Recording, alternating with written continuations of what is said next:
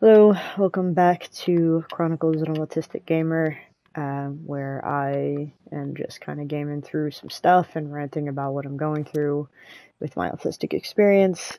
And, I jumped on randomly today. I didn't really have an expectation to get on right now, especially. It's a little bit early in the day for me. But, you know, there's some interesting stuff going on, and I just felt like talking about it. So I think the first thing that was I think because the last time I ranted so hard about some serious stuff, I feel like it's a little appropriate to go into something that was like kind of comical that happened over the weekend and see if anybody else out there thinks it's amusing and they can relate to it.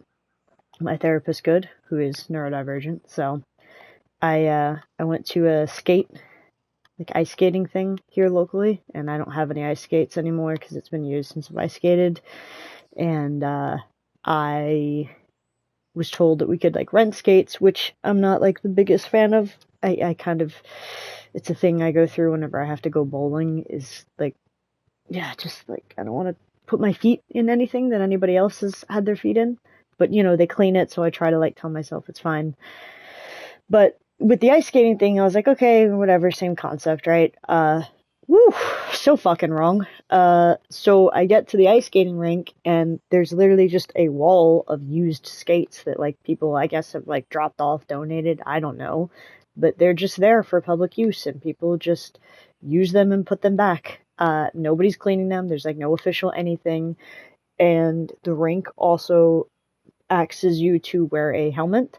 And it was the same thing where there is just a wall of helmets that nobody is cleaning, and they're just donated. And while I really love the fact that they have like a completely free kind of like model where people can go and enjoy skating and not have to put any money in, because I grew up, we didn't have money growing up, and stuff like that costs money, so it's great, you can experience it, you don't have to pay for it. But wow, the three people I was with all had their own skates, and I saw the wall of skates, and I was quite literally freaking the fuck out inside, like losing my shit. And not only that, but there was a lot of fucking people there, and it was just like, it felt like just everybody was just like crowding this wall of skates, and they were all, oh man, they're all used and like kind of dirty and stuff, and I'm just holding it all inside, but I wanted to cry, and I'm losing it. But my friend's trying to help me like find skates that fit, and then like there's some of the laces aren't even on, so they're like trying to help me find laces for a pair that I did find, and I'm just secretly hoping I find nothing that fits me, and that no laces, no nothing. I don't want anything to fit me. I don't want to put my feet in any of this. But simultaneously, I don't want to be the only one who's like not skating, and I like to ice skate. I was like looking forward to it. But like I just assumed it was a very different situation, so yeah, I I was losing it there internally, and she was helping me, and so to make a long story short, we found some skates for me. I I think it's probably safe to say that like I kind of had like a mini shutdown while I was in the locker room, like putting on my skates, because I was so quiet, and I would just like was trying to process like getting my feet into the fucking skates. Uh and just the hell, oh god, the moment the helmet went on my head, and I kept telling myself it's fine, you can go home, you'll like wash everything, it'll be fine. Once I got on the ice, it was way better. Like I was able to kind of forget about it, and I was enjoying the time with my friends. But the day after, I was talking to my friend who was helping me get my skates and stuff, and she told me, she was like, yeah, I thought you were gonna have like a much bigger issue with it. And and I looked at her and I was like, oh, I was freaking the fuck out inside. She, her face was like, no, no. And then, she kind of laughed. And I was like, oh, dude, I was dying. I was dying the entire time. I wanted to cry. And she was like, oh, no. And she like gave me a hug. She's like, I'm so sorry.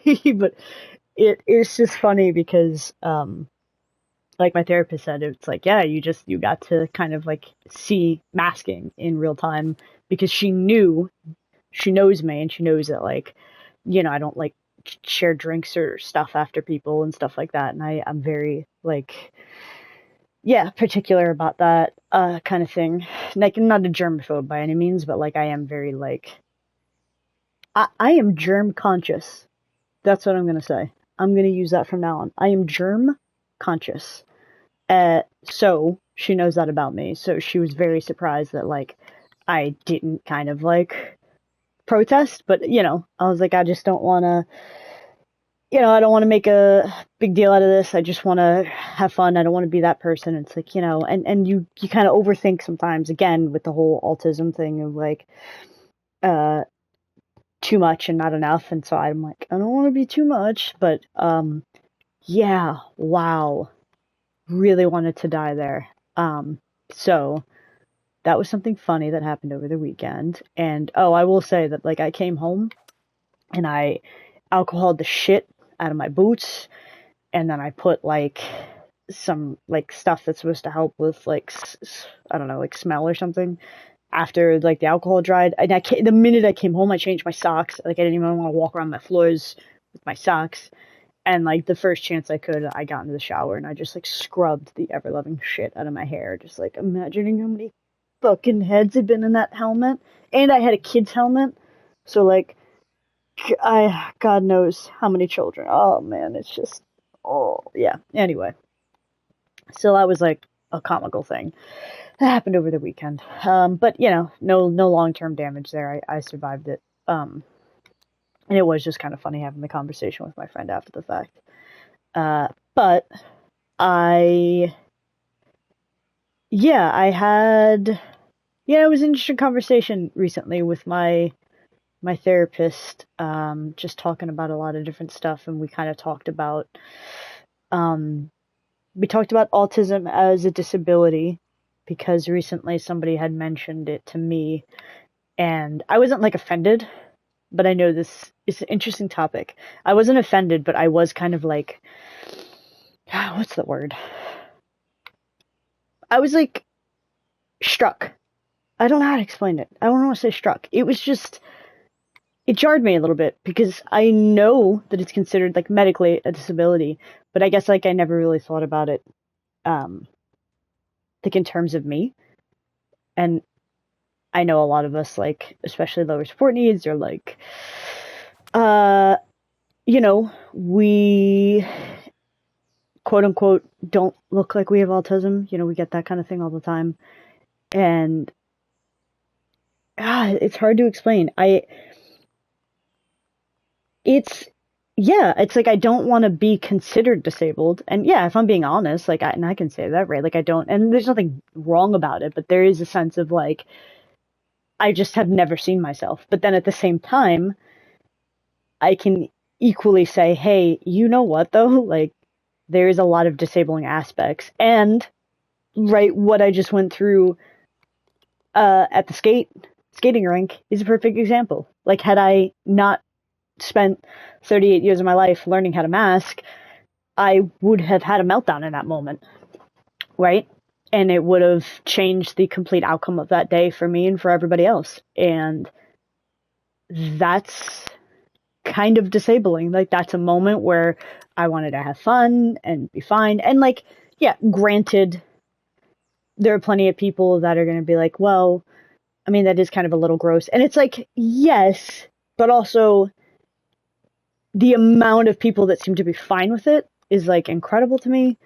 But also on the flip side, it's kind of like, which was like the logic that I was trying to talk myself down into, was kind of like, okay, but you can just do it afterwards. You can just clean your feet. You can, change your socks. It'll be fine. You don't have to like refuse to do it. But like, but even just like outside of the logic, it's like the intensity of how I felt. And like, even if you go and you're kind of like, ew, like, I don't do that, like, which is like fair, but like the intensity of which I did not want to be involved in it, and I wanted to cry. And then the people just like crowding me at the same time was just like, oh God, it was just a lot.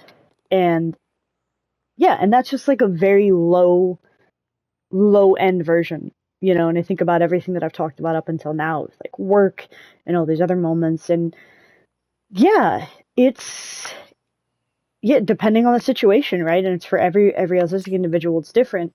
Um, the level of like disabling that you kind of have to go through and experience differs, but like to say it's not is not true. Um, and again, I know it's kind of personal for everybody, but I think for me, I'm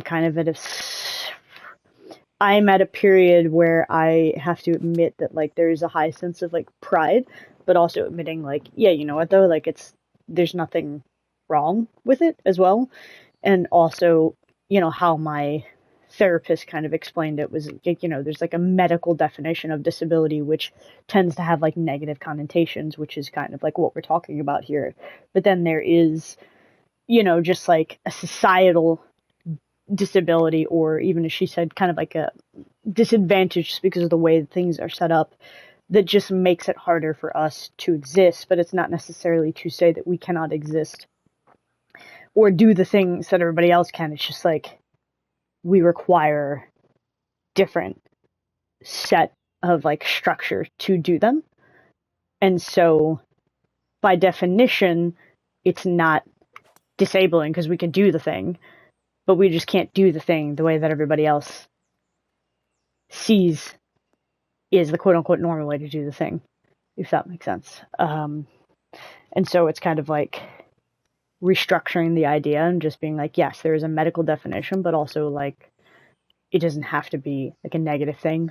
But at the same time, that was a good shot. Be real. And I'm not saying be real like as in like you. I'm saying this is kind of like me. I need to be real and accept that like, hey, yeah, I have moments where I am like kind of disabled a little bit because of it, because like I literally had a meltdown, two meltdowns and a shutdown that lasted 9 days because I just got super stressed with like an interview process and just a stressful situation and stuff like that. That yeah, like 9 days of a shutdown. Like I couldn't even go to the grocery store. Like yeah, that's a fucking problem. Like for me in that moment, that was disabling. Like I required somebody to help me get into the grocery store. Um, yeah. So, and to, you know, she also mentioned that, and my therapist, that, you know, it's important to kind of recognize that, like, you know, you, how did she explain it? Like, you, change, and like she was basically saying she has had less meltdowns like through her life. Like she used to have them several times a week, and then, you know, once a week, and then once every other week, and now she's like, you know, maybe once every month, once every other month. Now she like experiences like a full-on meltdown. And it's because you learn to kind of like manage your environment and control things in a way that mitigate and minimize your triggers. And that's part of the process, right? So yeah, so it's kind of like it doesn't also feel so I don't want to say disabling, but yeah, I mean maybe overwhelming, because right now my autism feels like wildly overwhelming. Um and it comes with, you know, I'm going through a lot of life changes. I also just found this out. I'm also trying to figure a lot out.